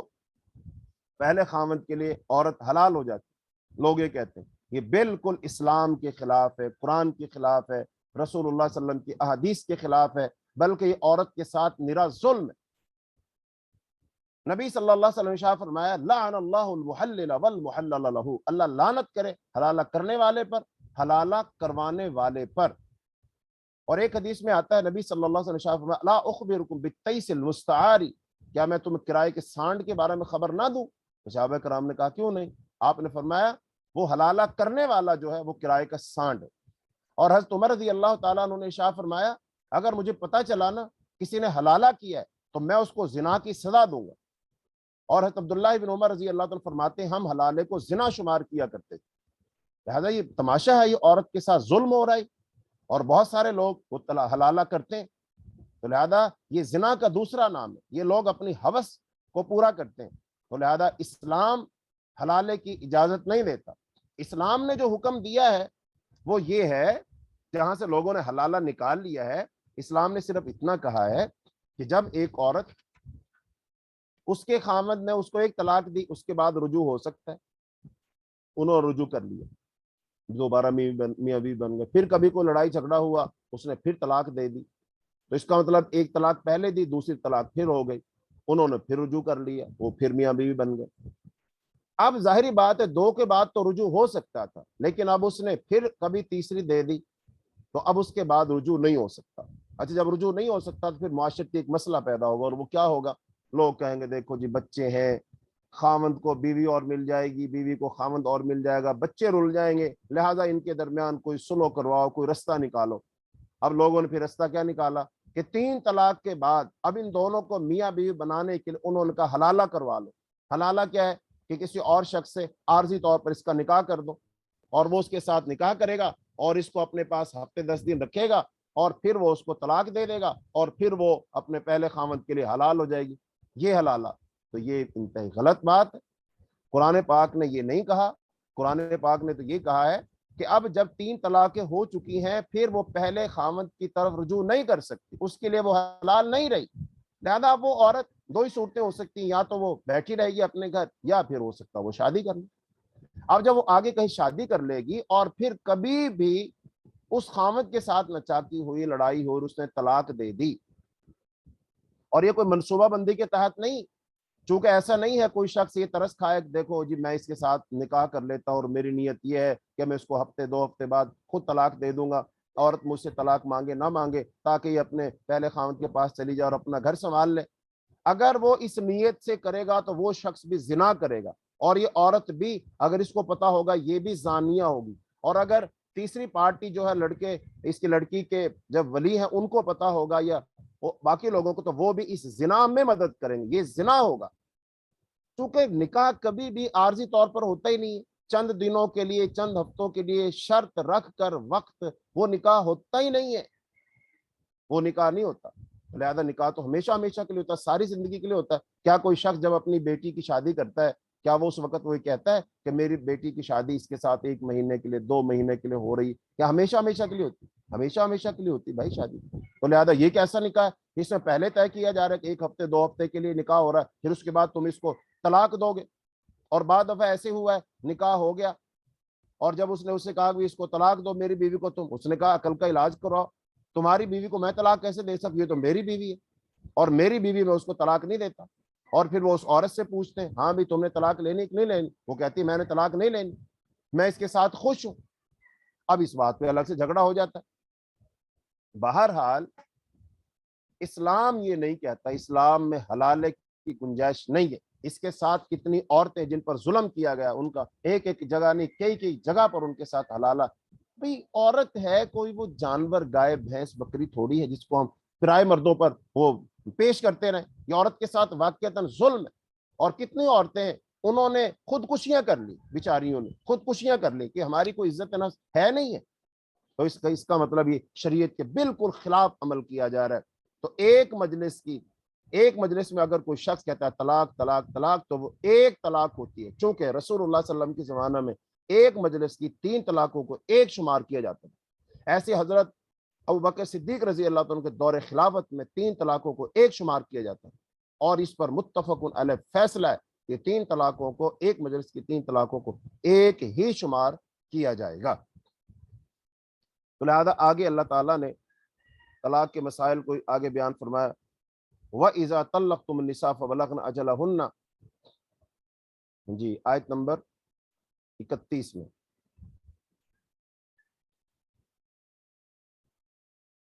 اور جب تم عورتوں کو پہلی یا دوسری طلاق دو پھر ان کی عدت پوری عدت پوری ہونے کو ہو تو انہیں دستور کے مطابق روک لو یا انہیں دستور کے مطابق چھوڑ دو، اور انہیں ستانے کے لیے نہ روکو تاکہ تم زیادتی کرو، اور جو کوئی ایسا کرے گا یقیناً وہ اپنے آپ پر ہی ظلم کرے گا، اور تم اللہ کی آیتوں کو ہنسی مذاق نہ بناؤ، اور اس طرح سے اللہ کی طرف سے تم پر جو انعام ہوا اسے یاد کرو، اور اس کتاب اور حکمت کو بھی یاد کرو جو اس نے تم پر نازل کی، وہ تمہیں اس کی نصیحت کرتا ہے، اور تم اللہ سے ڈرو اور جان لو بے شک اللہ ہر چیز کو خوب جاننے والا ہے۔ یعنی کہ اگر تو ایک طلاق ہوگی اس کے بعد عورت کو یا تو اچھے طریقے سے رکھو، ایسا نہ ہو اوپر سے بڑے میٹھے میٹھے بن کر کے کہو کہ ایک دفعہ اس سے نکاح تو کرو، ایک دفعہ اس کو اپنے گھر تو لاؤ، اور پھر اس کے بعد نہ اس کو اچھے طریقے سے بساتے ہو، نہ اس کو نہ نفقہ دیتے ہو، نہ کھلاتے پلاتے ہو، نہ اس کے ساتھ سلوک اچھا کرتے ہو۔ ایسا نہیں کرنا، اس بات کو اللہ خوب جانتا ہے، اگر کوئی ایسا کرے گا تو وہ ظلم کرے گا۔ اللہ پاک نے آگے فرمایا وَإِذَا طَلَّقْتُمُ النِّسَاءَ فَبَلَغْنَ أَجَلَهُنَّ،